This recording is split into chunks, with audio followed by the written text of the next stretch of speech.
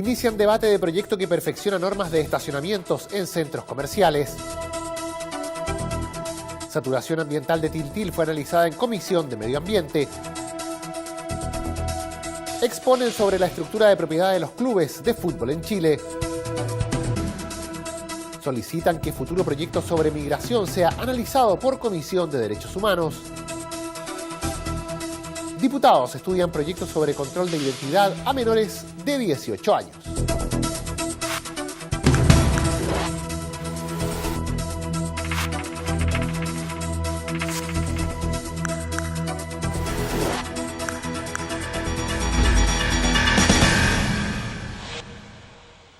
¿Cómo están? Los saludamos, le damos la bienvenida a la presente edición de Frecuencia Legislativa para llevarles a ustedes los hechos que son noticia, las principales informaciones generadas aquí en la Cámara de Diputados durante las últimas horas. Y comenzamos contándoles que se inició el debate del proyecto que perfecciona las normas en materia de estacionamientos en los centros comerciales, una mejora a la ley que regula el cobro de estacionamientos y que comenzó a discutirse en la Cámara de Diputados. Entre otros puntos, se establece que la primera media hora de este servicio será totalmente gratuita. El proyecto que estudia la Cámara de Diputados fusiona 4 mociones que apuntan a corregir algunas imperfecciones que tiene la ley vigente. El primer punto es determinar claramente la forma en que el servicio de estacionamiento deberá ser cobrado a los consumidores, como explicó el diputado de C, Fuad Chahín. Lo primero es que esto busca colocar el foco en los estacionamientos accesorios, es decir, aquellos que sirven a un mall, centro comercial, supermercado u otros, estableciendo tramos de gratuidad, media hora todo evento y hasta 2 horas dependiendo del consumo. 1 hora si es que del orden de los 5.500 pesos y otra hora adicional si es que del orden de los 10.000 o 11.000 pesos. La propuesta también busca esclarecer un punto que genera bastante molestia en los consumidores y que es quién se hace responsable por robos y hurtos en un auto que queda, por ejemplo, en el estacionamiento de un mall. La ley establece que los proveedores del servicio debían responder solo en los casos en que no tuvieran las medidas de seguridad adecuadas, algo que, a juicio del diputado Chahín, perjudicaba al consumidor. Nosotros creemos que eso hace que el consumidor tenga que probar que el proveedor de servicio no tenía las medidas de seguridad adecuadas, generando una situación de menoscabo respecto a lo que había sin ley, porque ya la jurisprudencia había establecido que tratándose de un servicio profesional siempre los proveedores debían responder en caso de robo, hurto o daño en su interior. Por lo tanto, ahora eliminamos esa frase y nuevamente entonces incorporamos como un derecho pleno del consumidor a ser indemnizado. Solo tiene que acreditar el que sufrió este robo, hurto, daño y no tenga que acreditar que además el proveedor no tenía los medios de seguridad adecuados. Un tercer punto que aborda el proyecto es la regulación del pago del servicio de estacionamiento en la vía pública, prohibiendo que éste sea por rangos o tramos de tiempo superior o distinto del tiempo efectivamente utilizado por el usuario. El debate y votación de esta iniciativa quedó pendiente para una próxima sesión. Y la saturación ambiental de Tiltil fue analizada en la Comisión de Medio Ambiente. El tema fue abordado desde la perspectiva de la resolución de calificación ambiental de este proyecto, Centro Integral de Gestión de Residuos Industriales, que se va a instalar en esa zona y que ha generado las protestas de la comunidad. Analizar la saturación ambiental de Tiltil, particularmente a la luz de la próxima instalación de un centro de gestión de residuos industriales, fue el objeto de la convocatoria de la Comisión de Medio Ambiente, que contó con la participación de Juan Cristóbal Moscoso, director ejecutivo subrogante del Servicio de Evaluación Ambiental SEA. Moscoso entregó a los legisladores hitos del proceso de calificación ambiental, así como de la posterior reclamación de la comunidad ante tribunales y ante el Consejo de Ministros, que fue desestimada en el primer semestre de este año, dando luz verde al proyecto. Luego, el titular del SEA detalló aspectos del proyecto, el impacto que debería producir en la zona y algunas de las medidas de mitigación emprendidas, en particular las referidas al uso del suelo y a la zona de exclusión arqueológica. Pese a lo anterior, diputados de todos los sectores fueron críticos con el accionar del SEA y no dudaron en cuestionar el peso de la resolución de calificación ambiental, como graficaron al término de la sesión Gabriel Silver y Cristina Girardi. Mientras más explicaciones se dan, queda al desnudo lo precario de las condiciones técnicas en que fue aprobado este proyecto.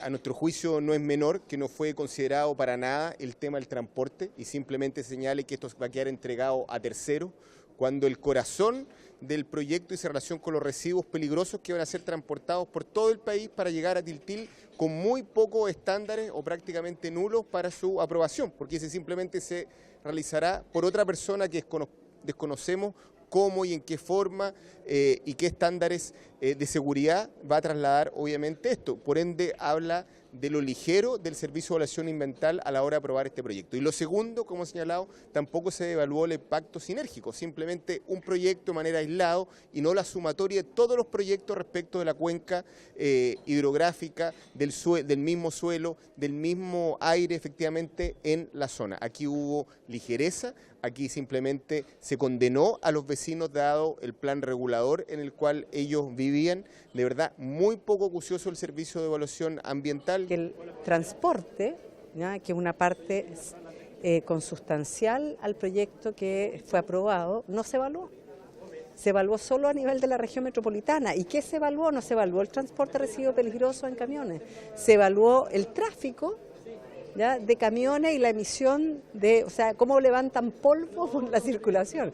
O sea, ya a mí me parece que es una aberración, ¿ya? Los proyectos, de acuerdo a la ley, no se pueden fraccionar. Ellos dijeron que no lo habían fraccionado, que habían evaluado el tema del transporte, pero evaluaron el transporte aquí en la región metropolitana, no la circulación de todos los residuos peligrosos por todo el país, ¿no? Entonces, a mí claramente eso me parece una bofetada, un insulto, ¿no? Y yo le dije al director del servicio que cree que nosotros somos estúpidos, ¿no?, y que nos trata de estúpidos, ¿no?, y que nos vamos a tragar un tema como ese. A mí me parece que este tipo de declaraciones de una autoridad ambiental, ¿no?, son tan vergonzosas que no merecen ni siquiera declararse, mejor que no venga. El intendente metropolitano Claudio Rego, quien se excusó de asistir a la sesión, también fue objeto de críticas. Para el diputado Leopoldo Pérez, la autoridad debe explicar su actuación, especialmente considerando sus últimas declaraciones ante la prensa. El señor intendente, con posterioridad a la aprobación por parte del Consejo de Ministros y él dando su aprobación a este proyecto, dice la prensa, nos enteramos por la prensa, de que efectivamente hay que hacer una modificación al plano regular metropolitano porque efectivamente Tiltil es una zona de castigo, una zona saturada y que debiera ser modificada, objeto que no se vayan a instalar nuevas actividades económicas de carácter contaminante y que afecten la calidad de vida de los habitantes de Tiltil. Razón por la cual fue invitado y no concurrió. Y yo creo que es él el que tiene que dar más explicaciones que el Servicio de Evaluación Ambiental que hoy día está presente en la comisión. Por lo tanto, yo espero que el señor intendente venga y con muy buenas razones a explicar a esta comisión por qué ese cambio de visión antes de la aprobación del proyecto y con posterioridad a la aprobación del proyecto, una vez que la ciudadanía se levantó, recibió los apoyos ciudadanos, incluso la propia Presidenta de la República estuvo de acuerdo en que efectivamente eso es un castigo para la comuna de Tiltil y no un beneficio. Justamente en línea con lo anterior, la comisión acordó en forma unánime reiterar la invitación al intendente Orrego, fijando como nueva tentativa la sesión del miércoles 23 de agosto. Y la estructura de propiedad de los clubes del fútbol profesional en Chile fue uno de los temas analizados por la Comisión de Deportes, la que abordó esta materia en el marco del proyecto que regula las sociedades anónimas deportivas. En este punto, los parlamentarios esperan votar durante la próxima sesión el artículo 21, que busca limitar la propiedad de las organizaciones de fútbol en un 20%. La Comisión de Deportes continúa la discusión del proyecto que modifica la Ley 20.019 que regula las sociedades anónimas deportivas profesionales en materias de fiscalización, de conflictos de interés y de fomento de la participación de los hinchas en su propiedad. En la jornada, los parlamentarios recibieron a Rodrigo Medina, jefe de la División Jurídica del Ministerio del Deporte, quien expuso sobre la estructura de propiedad de los clubes de fútbol en Chile, estructura que a su juicio servirá a la comisión para establecer si quiere o no determinar un límite de propiedad sobre los clubes de fútbol. Estructura que yo creo que le va a servir a la comisión para poder establecer si quiere o no quiere establecer un límite de propiedad sobre los clubes de fútbol, límite de propiedad interno y externo. Lo que se está debatiendo en el artículo 21, que es un artículo de la moción que modifica la ley de sociedades anónimas deportivas, es si los clubes de fútbol, o sea, las organizaciones deportivas profesionales van a tener una limitación de propiedad del 20% o superior, es decir, que no haya ningún accionista que tenga por sobre el 20%. Y además, si puede haber una limitación externa, o sea que el dueño o accionista mayoritario de un club de fútbol o de una organización deportiva profesional puede adquirir dentro de la misma categoría otra organización deportiva profesional. El presidente de la comisión, Marcelo Chilin, informó que estaban entrando a los temas de estructura de la propiedad y para eso han revisado quiénes y cuánto fiscalizan esta anomalía en nuestro fútbol. Junto con ello han visto cómo organizar la propiedad de modo que efectivamente garantice la competencia. Hoy día, cuando revisamos la estructura de propiedad de los distintos clubes, nos hemos dado cuenta que hay algunos de ellos controlados por una sola persona o una sola sociedad casi en el 100%.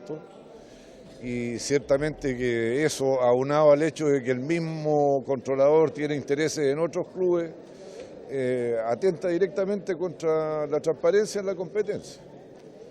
Y esperamos la próxima semana tener los suficientes antecedentes y las reformulaciones que se han propuesto al artículo 21 para poder ya votar. Por su parte, el diputado Osvaldo Urrutia argumentó que la rebaja de las propiedades de estas sociedades en un máximo de 20% es un extremo. Entre medio hay matices y eso debe discutirse. El parlamentario se manifestó partidario de un periodo de transición. Lo que establece la moción de algunos parlamentarios es bajar la propiedad de estas sociedades a máximo un 20%. Yo creo que es otro extremo. Entre medio hay matices. Entre tener el 96% de la propiedad a el 20% hay un rango bastante amplio y además tiene que haber un periodo de transición. Por ejemplo, ir bajando de a 10%, de 20% en un periodo de 5 o 10 años, de tal manera que esto, porque si no hay muchos clubes que hoy día los inversionistas han hecho, valga la redundancia, inversiones importantes, significativas para sacar adelante sus clubes, como por ejemplo pagar las deudas previsionales que muchas de las corporaciones mantenían, que eran millonarias, o en equipamiento, en infraestructura, en compra de jugadores, que no van a ser recuperadas. El legislador señaló que muchas de estas organizaciones deportivas no informan verdaderamente quiénes son los dueños, tampoco de sus balances ni de quiénes están detrás de las empresas, por lo que también existe una falta de entrega de información para que la superintendencia pueda revisar. En el fondo, planteó el diputado, hay que reconocer que el espectáculo del fútbol es un negocio y como negocio tiene que estar sujeto a las normas de cualquier otro negocio y la superintendencia tiene que tener facultades para supervisar, revisar y multar. Y les contamos que representantes de la Fundación FRE concurrieron ante la Comisión de Derechos Humanos, esto para solicitar que el futuro proyecto del Ejecutivo sobre migración sea analizado por esta instancia, teniendo en cuenta la cruda realidad social que viven miles de inmigrantes en el país, en especial los de origen haitiano. Es una realidad que debería doler, pero que a pocos preocupa.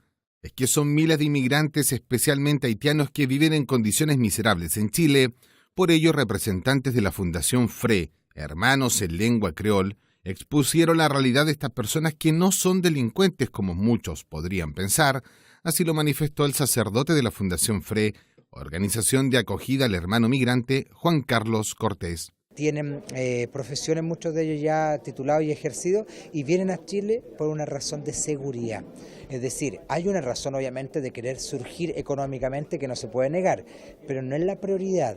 Y cuando uno dice, bueno, pero los más pobres de Haití quieren venir a Chile, lo más probable es que quieren venir a Chile, pero no pueden. Es decir, los que están viniendo a Chile son los que vienen de alguna manera también con una intención no de hacerse una especie de carga al Estado, sino de aportar. El director ejecutivo de la Fundación FRE, José María del Pino, dijo que es preciso que en un futuro proyecto migratorio sea analizado por la Comisión de Derechos Humanos.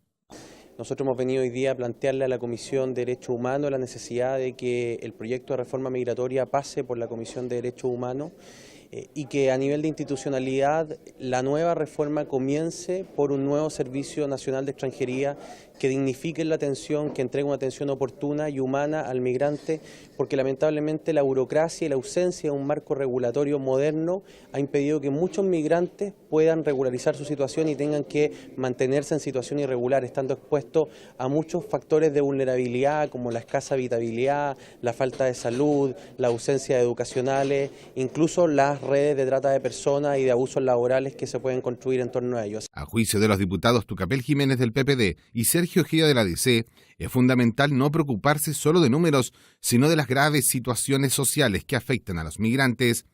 Más que preocuparnos de números, de economía, estamos preocupados del tema humano, y yo creo que la ley de migración habla claramente de un tema humano.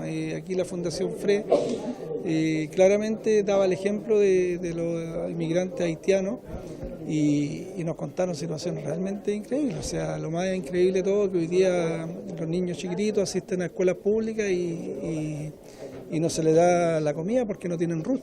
O sea, eso la verdad es que no puede seguir ocurriendo en Chile.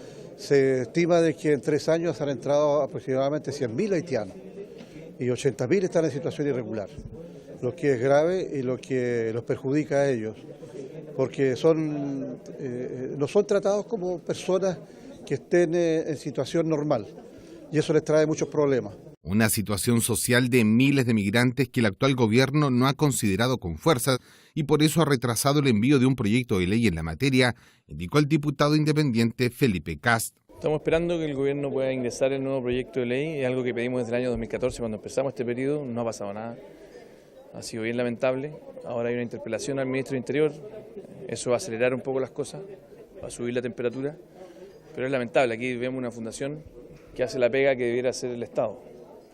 El sacerdote de la Fundación FRE, Juan Carlos Cortés, es parte de la parroquia Saturnino del barrio Yungay en Santiago y atiende a más de 800 migrantes, especialmente haitianos, a la semana. Un problema social que no solo puede tener un enfoque técnico, y por ello la solicitud que acogió la Comisión de pedir al Ejecutivo que esta instancia también analice el futuro y esperado proyecto de reforma migratoria.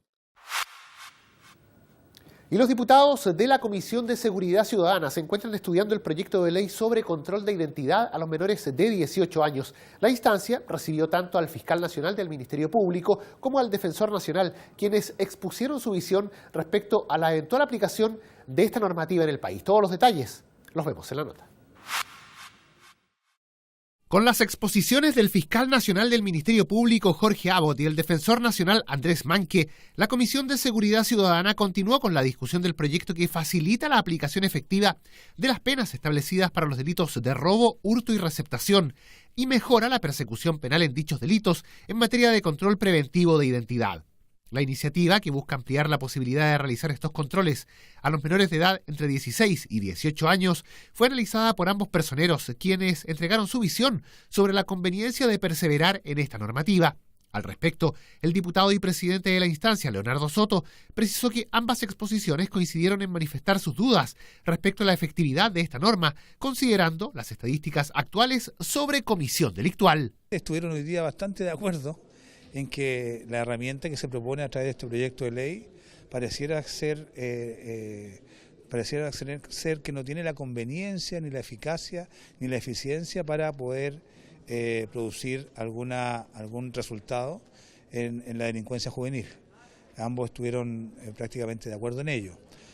Nos hicieron ver también que la delincuencia juvenil en general estadísticamente ha ido bajando en los últimos 8 años de manera consistente, a casi la mitad.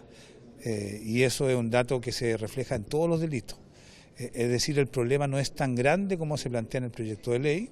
Sin perjuicio de lo anterior, para el diputado Juan Antonio Coloma, ampliar los controles a los menores de entre 16 y 18 años sería una buena señal en materia de persecución criminal, debido a los resultados que la norma ha tenido al menos con los mayores de edad. Se han realizado más de 1.100.000 controles preventivos de identidad y hasta la fecha más de 28.000 personas con órdenes de detención pendientes han sido aprehendidas, con solo 12 reclamos, o sea, un reclamo cada prácticamente 100.000 órdenes, controles preventivos de identidad.